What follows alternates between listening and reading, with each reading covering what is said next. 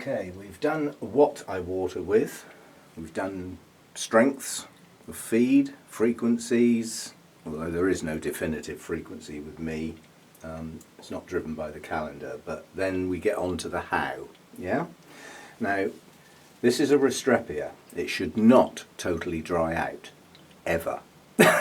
If it does on the very odd occasion for the shortest period of time, it won't kill it, but it won't do it a lot of good. This needs to stay moist. So first thing I need to do is that the day lengths have shortened. Yeah, so this would apply to, say, spring and autumn, fall. And look at that. That little spike there has a few mealybugs on. Actually, it's one big one.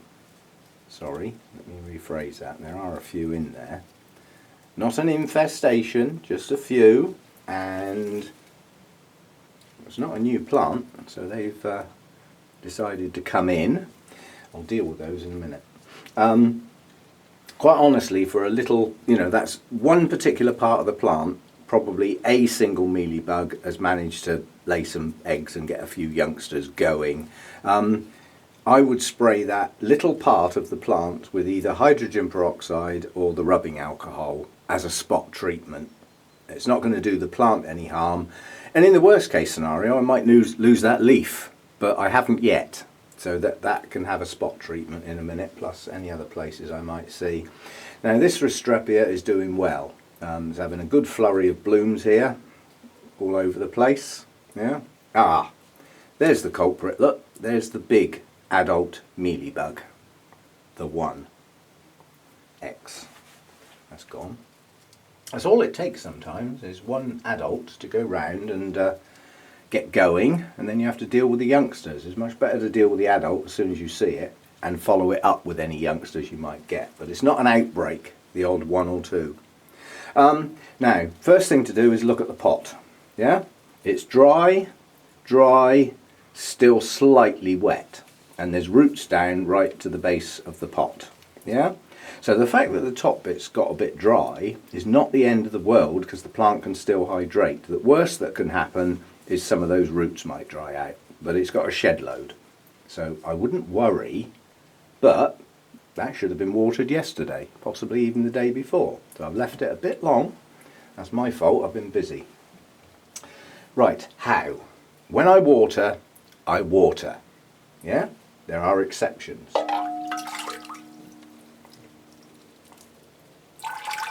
Lots of water going down through the pot.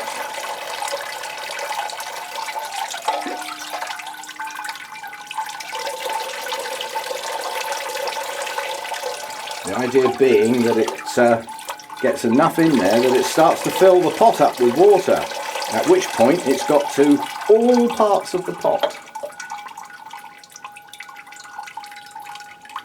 Notice again, I'm sharing water. That is not recommended. Well, not yet. That's the first pot. But the next one will be. Right. Level of feed. This is low level feed. Yeah. That was a TDS reading of 110, which had a natural pH of 6.9, which I used my citric acid to get it down. Well, it was flicking between 6.4 and 6.5. Now, for these types of plants, I don't take the pH lower than that very often, very rarely, simply because the action of what's in that pot, the moss, the bark and everything like that, and the fact that that pot's now going to stay soaking wet for 3 or 4 days, the initial take-up of the plant will be at that pH. But any subsequent take-up, the pH in that pot is naturally going to drop. So over the period of time that that feed is in that pot, until it's dried out, or almost dried out, the pH will naturally drop. So it will take on nutrients at the higher pH, 6.4, 6.5. By the time it gets down to needing watering again, any residual moisture with feed still in it will have dropped down quite a bit, probably down to less than 6. So it gets a balanced pH without me doing anything. And then what I do is I put that back in its little tray and don't put it back on its shelf. Yeah, I do like a shelf at a time, and then when I've finished I put the plants back. That gives them time for any excess water to drain down in those little trays, at which point I just throw it on the concrete floor. I don't put that back in there. Yeah, that would, you know, I just don't. I use that to hydrate the floor, get a bit of humidity around. It's like free humidity. So that's one. Now I want to do another one for a different reason. Now this is not what I'm doing now, this is as an example. Yeah, this one's still relatively moist near the bottom. Now if this was in the depths of winter and I watered this plant like I've just done the previous one, it will be too wet because it hasn't dried out properly yet. So a winter water is what I call a trickle water, and that is gentle, and it's just around the surface like that, and I watch it go down. And as it goes down through the pot, it will reach the part of the pot that's still wet. And I'll stop there. So that's not totally soaked like the previous one. That's what I call a trickle water. Yeah? Now I'll soak it properly. What I don't want is an odd one in the cycle that didn't get the same amount of water, that would dry out at a different pace. So that's low level feed and how I would water. Okay, I'll be back later when I've got some different plants to show different examples. Okay, here's a classic example. That's a Miltoniopsis. It is growing some new growths, slowly but surely. It's not what I would call a really happy plant, but it's coming up to its happy time now. Its happy time is when the daytime temperatures don't climb. Yeah, because they like to stay cool. But this plant is still quite wet from the last time it was watered. Now a lot of that is because some of these roots are older roots and are probably not going to live, and the new roots haven't got right down in the pot yet. So that is just going to get missed out and not done this time. It'll wait. Yeah, so that's the sort of time of year I'm getting to, where although I plan on watering everything in a pot today, I will make exceptions. Those that are still quite wet can wait. If I put more water in that, it's going to be soggy. It hasn't dried out enough yet. So it's a pot by pot decision. Now, decision on this pot then. This is a Shari Baby. It has no current new growths. The growths it's got that were new are maturing. That's this one, yeah, around this side of the plant, and this one. Oh, we have a spike. Oh, I love surprises. That wasn't there last time I watered it. These spikes on Shari Baby grow at a phenomenal rate. I think if you stood there and watched it, you'd see it grow. But at the moment, no new growths. But this seems to produce quite a little root burst as the growths mature, rather than when they're shiny new. So this has got quite a lot of active growth going on in the roots. Now the bottom of the pot is still a little bit wet. Well, that's fine, it's an Oncidium type. I'm going to try and tip this over. That has got a serious air cone in it. Yeah? So I don't care if the bottom of the pot's still a bit wet. Doesn't matter. It has the ability to dry from the bottom upwards and from the top downwards. So in theory the middle section is the bit that should stay wet, but the majority of the roots are near the top of the pot and halfway down. They haven't got right down to the bottom yet. So it's not in active growth, but it is producing a spike, and it is still maturing these two latest bulbs. I think they're going to still get a little bit bigger than that. The leaves are open, but there's still some hydration needed to keep these plumped up, and also keep the old bulbs plumped up like what they are at the moment. For me, that's not a bad Shari Baby. I don't do very well with these, or I haven't done in the past. I seem to be doing a bit better. So this one can have a soak. And you see the water go straight down through and straight out the bottom.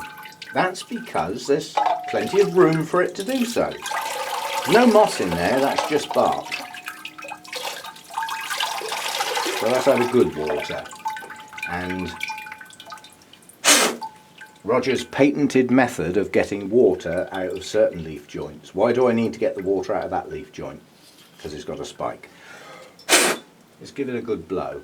Take care when you do that, because if you do that on a recently repotted one with small bark, you'll probably take ½ inch of bark out the top of the pot if you huff on it like that. But it works. You know, if you get some water droplets on leaves, there they are gone. So that had a good water. That'll help. Keep these plumped up, keep those plumped up, keep those roots moist and active, and push that spike on. So that's that one. Now this one's totally different again. Not long been repotted and had a poor root system. Yeah, but the previous bulbs look like that, and those are the ones that bloomed last time. So that's what they need to be aiming at.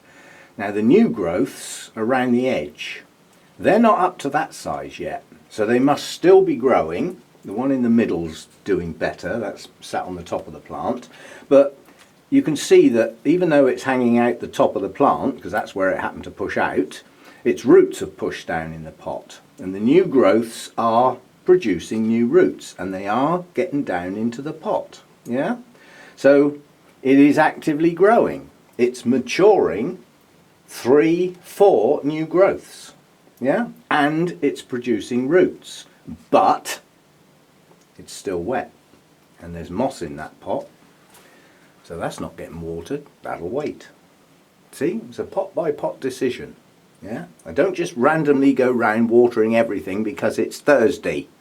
Is it Thursday today? Probably. It's either Thursday or Friday. If I miss the show on Saturday because I've got the day wrong, there'll be language. But yeah, so it's not just because it's this day I'm going to water my pot. It's I'm going to look at my pot on this day. Yeah, and if it doesn't need watering, which that doesn't, it'll go to one side and get left till next time. Next time it's probably going to be quite dry. It's an encyclia. Doesn't matter if it dries out for a day or two. In fact, it will probably do it some good. That's Encyclia cordigera, and it's the variety Siang Yu. Got that from Chantel before she left for Australia. So it's coming on, but doesn't need watering today. Now I do have a special category of plants. They're called rescue plants. They need a little bit of extra care. This is an Alicera with a name about a yard long. Evening Colours the Gloaming. Beautiful blooms if and when I ever see them again. But the plant is in a state of recovery. Latest growth, yeah, good size, so okay, clean leaves. The other growth it pushed up, leaves a bit small, but the bulb's not bad, and it's now producing a new growth. That's the first one for a while. What's going on in the pot? We have some roots, we have some flipping algae in there. Quite honestly, I've given up worrying about algae. It only ever lives round the outside of the pot. So the only damage it could ever do is round the outside of the pot, and even though that's where a fair few of the roots end up, I don't personally think it does that much harm. What I know it does do is use up nutrients, yeah? So it is taking some goodness away from the plant, but then the plant's going to get plenty in the rest of the pot anyway. So I've given up worrying about it. I was starting to think about chemical treatments, you know, pouring it down the outside of the pot and trying to kill the flipping stuff. It would probably do more harm than good, quite honestly. It's going to kill everything else in the pot as well. And as we all know, there are some things going on in the pot, in the sort of bacterial front, that are actually useful. There's some things in there you really don't want as well, but I've given up worrying about algae. So again, that's a rescue plant. It is producing some new growths, and it has got moss in the pot, and it is still damp, and I don't want that to remain soggy, so that's going to get missed out as well. And it will be quite dry next time round, and it will really appreciate a water next time. I don't think it would appreciate it this time because it's not using the water at a great rate. If I water it again now, it'll probably be another 2 weeks before it dries out. Yeah, It was watered a week ago, so that would be 3 weeks wet. You know, the week that's just gone and the 2 weeks by flooding it again now when it hasn't dried off properly. So that one will get missed. And something completely different. This is a coleogeny. This is cristata. It's actually a named variety of cristata. I have never had a cristata bloom. I started off with a giant plant in a huge basket. Well, actually it started off in a washing up bowl with no drainage, and it was awful. I put it in a basket and it never really grew very well, and it got left there for a long time. The media broke down and the plant was starting to die, quite honestly, so I took the bull by the horns, emptied the whole thing out and broke it up into the best pieces I could find, and I got 2 potfuls out of it. And quite honestly, since I did that, it really has grown on well. The pseudo bulbs that it's produced this year are much bigger than any I've ever had. They've stayed plump. Now these are funny plants. Some say they should have a dry, cold rest in the winter or they won't bloom. And others have tried that and killed them. There's a good website actually, coleogenies.com. It's an Australian guy who specialises in coleogenies, and virtually every species is on his website with a good write-up on each plant. A good write-up, not 1 line or 2 lines, a proper write-up, with recommendations for care and all that sort of stuff, and there's some hybrids in there as well. And quite honestly, the decision's out on what to do with cristata in the winter, but a lot of coleogenies have a rest in the summer. Now that's weird. In other words, they put on mainly their blooms late winter and spring. Well, they're obviously going to need a bit of oomph or they'll drain the pseudo bulbs.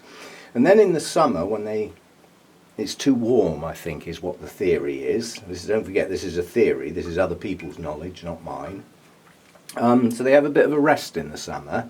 But come the autumn, you're supposed to feed and water well, because that's building up the energy for the blooms. That makes sense to me. So although that pot was still a little bit wet, it's just had an absolute soak. And the reason? Look at the root growth I've got this year. I have never had coleogeny roots like that, ever. Look, the bulbs are just so good this year. So that had better bloom. You listening? You had better bloom. And I am looking forward to that. That there is highly likely to be a new growth rather than a spike. It's the wrong time of year. But there are good plump bulbs on that, and I need to keep that hydrated and fed. But at a low level, these are not high level feeders, they're frequent feeders. And at this time of year, you're supposed to water and feed well in the autumn and build up their strength ready for blooming. Makes sense to me. So that got watered even though it was still damp.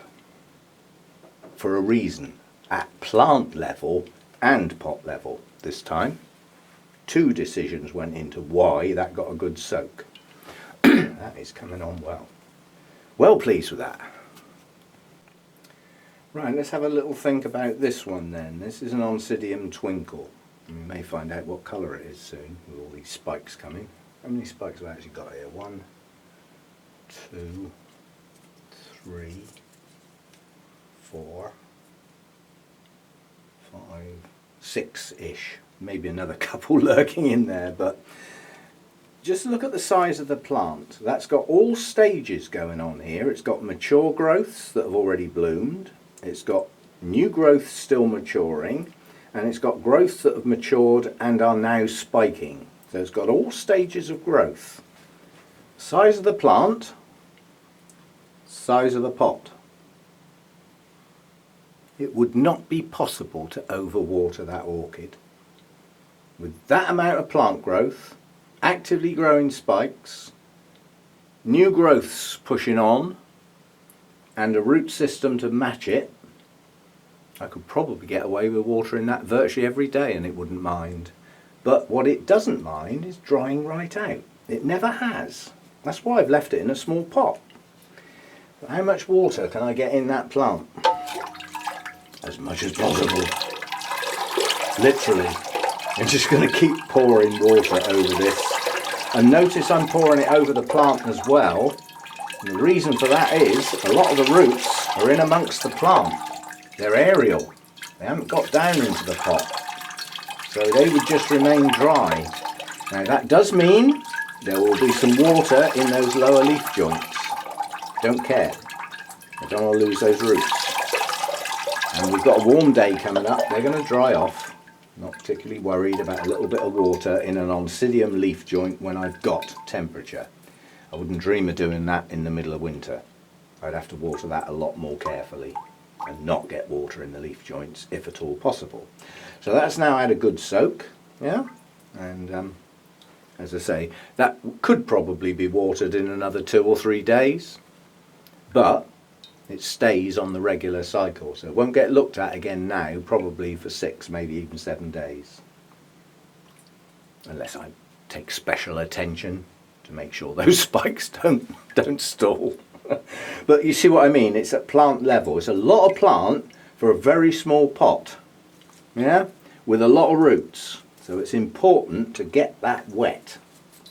And I've just made a decision now. There's a couple more mealybugs that I've found, and I'm not too far into my watering yet, and I'm not going to get much chance to spray the whole grow room very often from now on. So what I think I might do is, as we've got a warm weekend coming up with some sunshine, I might actually mix up some of the systemic bug spray and spray the lot and get some systemic into them at the time of year when the bugs can still be active. See, they're going to slow up soon. It'll be too cold for them. They won't be happy. So I think I might do that. Anyway, small pot, large plant, lots of water. That's that one. Okay, let's have a look at some of the bigger stuff then. This is Miltonia Sunset. Currently in bloom. Latest matured growths, the one that's got the spike on, quite large. Yeah, they naturally get a little bit crinkled on the older bulbs, but not too much. Too much means they're desiccating, and they shouldn't be, not to any great extent. This has got new growths coming. So again, this is in all stages of growth. Active new growths pushing on with associated new roots.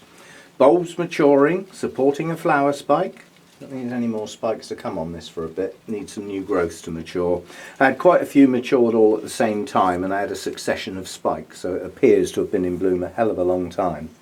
But it's in bark, no moss, and it dries fast. Yeah, so this one needs to be got very wet.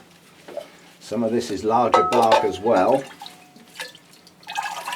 So this one has got to be drowned.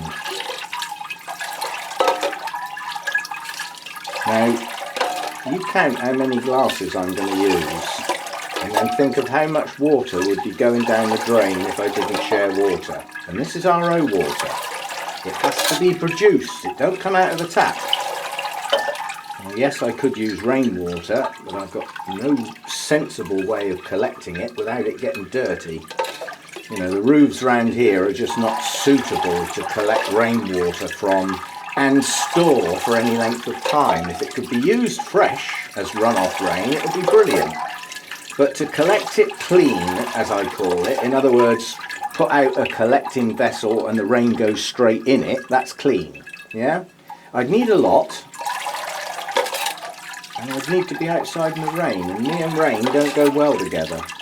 Roger does not do wet.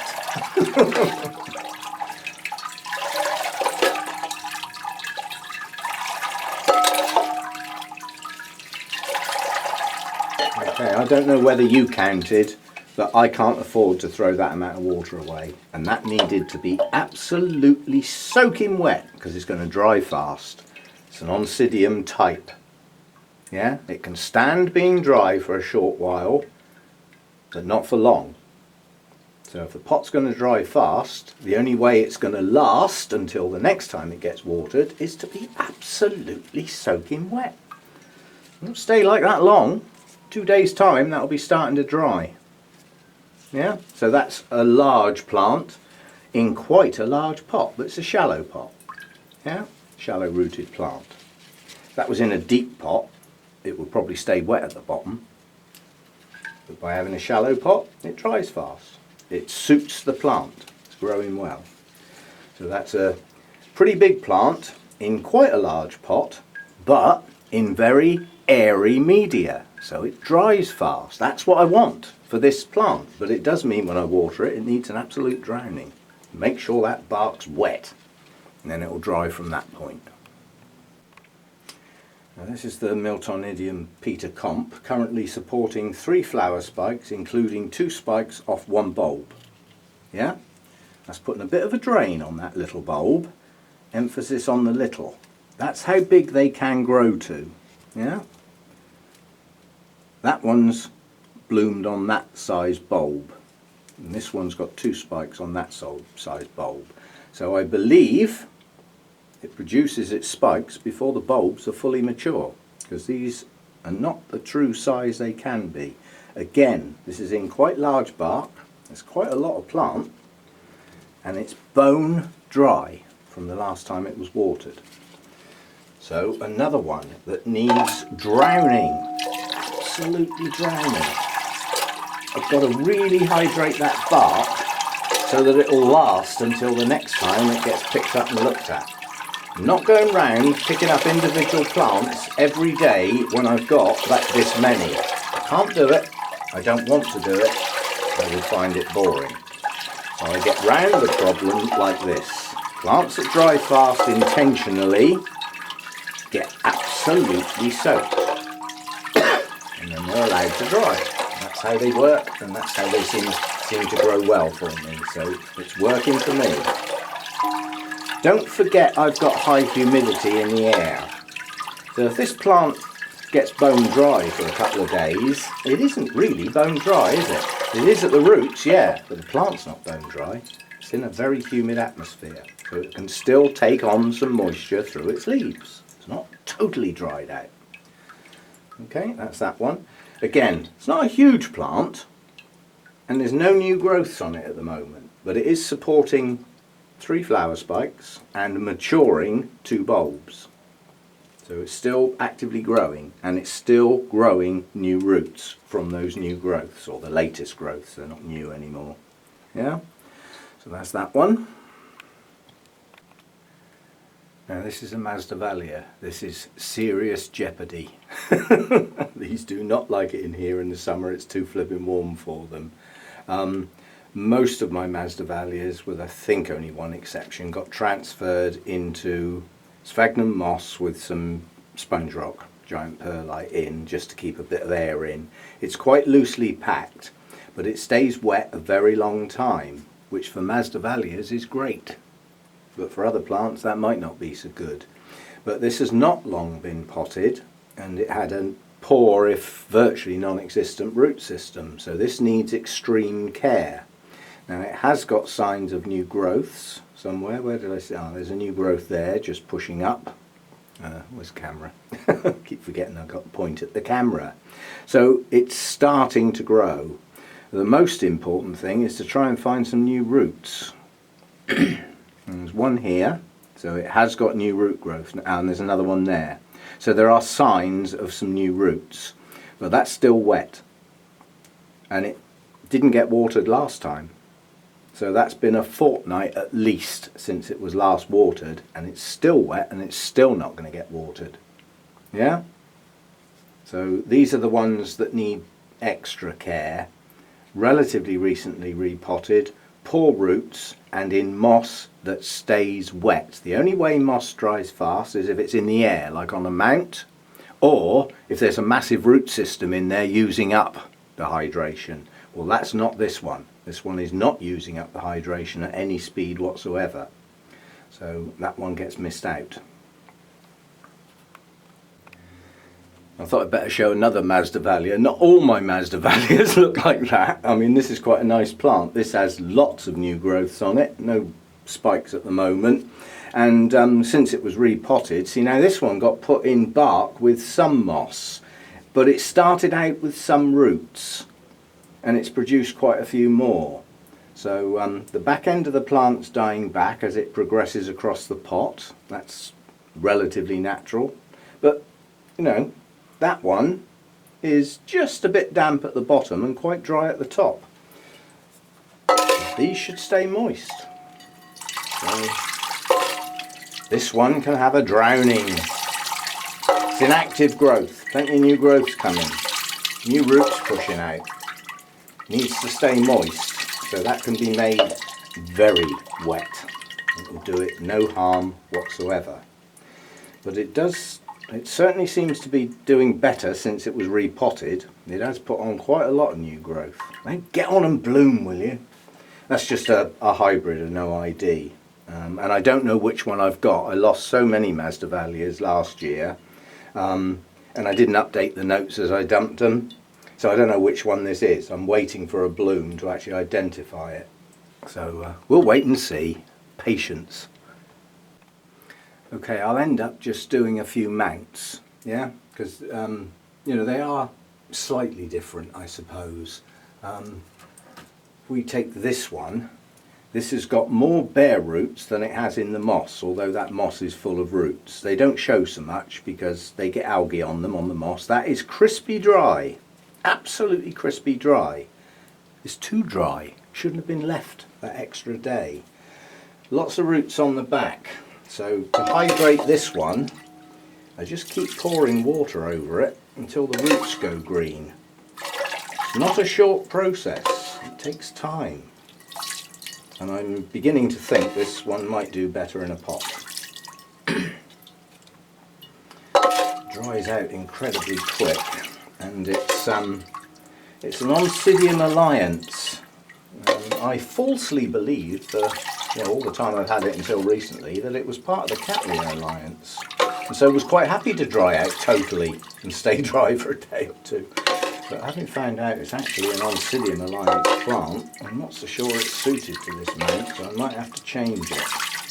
But you can see the roots on the bark are going green, yeah, so they're hydrating, and I just keep going until they get a nice uniform colour. You can see this one plant is taking a while to water, which it wouldn't do if it was in a pot, would it? This is this one with a strange name, Rodriguezii liana. So that's that type of mount, yeah. Another one, let's take this one. I'm just doing some that are handy. Now this is Lodogessii, and or Gessii. A lot of the roots are in the moss, some of them are aerial. Well, to get those aerial roots wet, the plant's going to have to get wet. Sorry. There is no other way. So basically, we'll hydrate the moss. That's easy. That's the easy bit. And any of the roots that are actually on the bark, they'll get done at the same time. There's some round the back. Don't forget the back of your mounts. If the roots go round there, they still need some water. But I'll just keep going, and the place where the aerial roots are, the plant's going to get wet whether it likes it or not. Well, it would get wet if it got rained on, wouldn't it? Which is what would naturally be happening. And then when I'm happy the moss has taken up all the water it can, and the bark that's got roots on it is as wet as I can get it, but this is cork bark, and it doesn't hold water. It gets wet on the surface, but it doesn't get soggy. So that's what I would do with that one, and luckily that lives in a place where it can just drip and not drip on anything. Now my extractor fan's just come on, which says up in the roof it's getting warm. Yeah, so I need to get my fan on now. But yeah, a couple of mounts. I'll do this tiny little one. Now this is an Orengis. That does need to dry in between, it does it some good. But it's a very, very small plant on a very small mount. Well, it doesn't get treated any differently. The roots that are in the moss need hydrating. You see, this time I'm trying not to get the plant wet. So I'm going round the plant carefully. I've actually had, I think this is my third or fourth one of these, and at least two of the others rotted at the base. So I go round it. And make sure the bark's wet. And the aerial roots, like that one hanging off the end, make sure they get a bit. And then I've got a little bit of water near the base of those spikes, so just blast it off and make sure the plant has lost any water. So that's that type of amount. I'm going to do one big one, and then I'll end this. Let's get a biggie down. Let's get this thing down. If there's any language, it's because I've knocked something over getting it down, because I'm doing it out of sequence. Ugh. Come on, you toad. Down you come. Right, now obviously this is a lot of plant. I won't be able to get the whole thing in shot, that's for sure, but it's the base of the plant we're looking at. The old canes on this are 3 foot long. This big long cane here is heading that way, and it's still in active growth. And this one, which is Dendrobium anosmum, is putting out a lovely strong new growth, and a second one towards the back of the plant. Yeah? So this is in active growth. I don't care what time of year it is. This is a new plant from this year. Yeah? This spring. So I'm pleased it's grown this well in its first season. And what a root system. Unfortunately, it's not an easy root system to hydrate because it's on cork bark. And like I said, cork bark does not soak in any water. So all you can do is wet the surface. So I just keep going, wetting the surface where all the roots are, watching them go green. They don't all go green. And then make absolutely certain the moss is wet. There are quite a lot of roots in under the moss. Well, obviously they will carry on hydrating because the moss will stay wet for a day or so. But the aerial ones, as long as they've had some water on them, that's the best I can do. The alternative would be to dunk it. And then I'd end up getting those new growths soaking wet, which I don't want to do. So it's a balancing act. Enough water on there to keep the plant hydrated, which it must be, or it wouldn't have grown that cane like that, would it? You know, if that wasn't getting enough hydration, that cane would have been a lot smaller. So it is working. Yeah, and then because that's got quite a bit of moss in the centre, that's going to drip for a bit. So that can't go back where I got it from. It's got to go to one side and drip on the floor until it's finished dripping. Then it can go back up, because it lives in the roof above things, so it would drip on other plants.